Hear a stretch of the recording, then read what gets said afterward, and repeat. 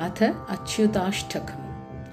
अच्युतं केशवं रामनारायणं कृष्णदामोदरं वासुदेवं हरिं श्रीधरं माधवं गोपिकावल्लभं जानकीनायकं रामचन्द्रं भजे।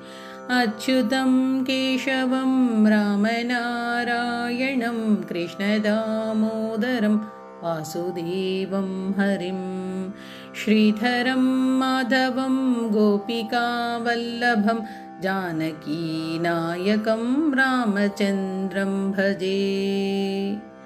अच्युतं केशवं सत्यभामाधवं माधवं श्रीधरं राधिकाराधितम् इन्दिरामन्दिरं चेतसा सुन्दरं देवकीनन्दनं नन्दजं सन्दधे।